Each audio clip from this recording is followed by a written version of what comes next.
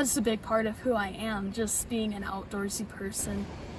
I've had horses around me my whole life, from my mom having me in like a baby backpack cleaning horse corrals of the horses in them, to now where I'm able to train horses and start putting their first rides on and training them different things and showing and trail riding and of course doing pack trips.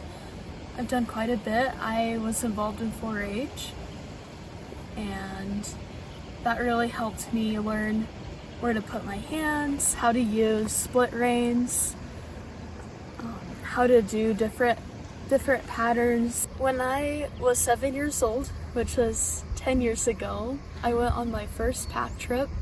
I was very lucky to have my little Navajo pony, Rosie, because she took very good care of me on the trail.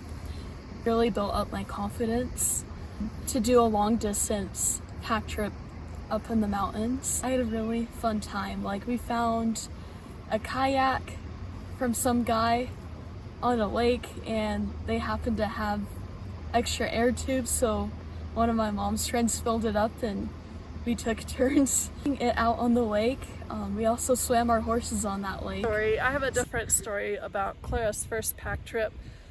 She actually, the first day we rode out, we decided not to take this one shortcut because it was super steep. We had a lot of people on that trip and we wanted to avoid having any kind of wrecks. So we ended up taking the long way, and I'd never been on this trail.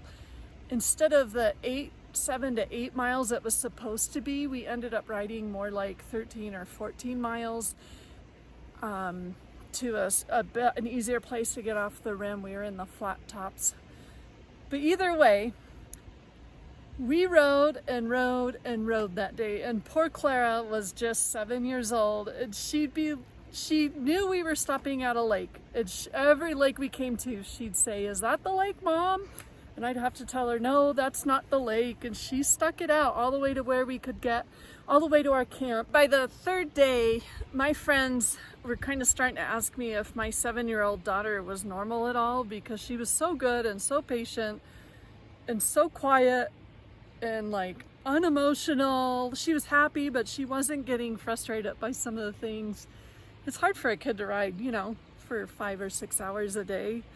And the first day ended up being 7 or 8 hours. It was quite a day. But either way, on the third evening, Clara decided to jump on her Navajo pony, Rosie, and while she was tied up to a tree with some low branches, and she got on her backwards bareback while Rosie was tied up to read her book because it was more comfortable than the chair, I think was her reasoning. But anyway, Rosie had other ideas. I think she was tired of packing things for 2 or 3 days there, for 3 days. And as soon as Clara settled in to start reading her book, Rosie immediately wiped her off with a branch onto the ground. And being 7, Clara got really mad she just got offended by the horse, was crying, stomped off into the tent.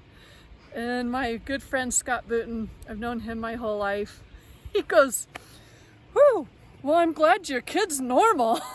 Like I said, I'm in the middle of a transition in my life, and I'm sure many of you are interested in what I'm gonna do after this. The next step in my life after this trip is going to college in the spring of 2024. I haven't quite decided what my major is, but I'm considering some things maybe in the healthcare, maybe something related to the environment. And I also feel like for most of my life, I have been a person that likes to come up with solutions and new ideas. So maybe being involved in the outdoors where there's so many challenges and things that we have to figure out how to do better, maybe that is more in line with what I have the potential for. I'd like to invite anybody who would like to share their thoughts about the climate change that is occurring right now to step forward and communicate with us so that we can interview you and include your voice as a part of our research project.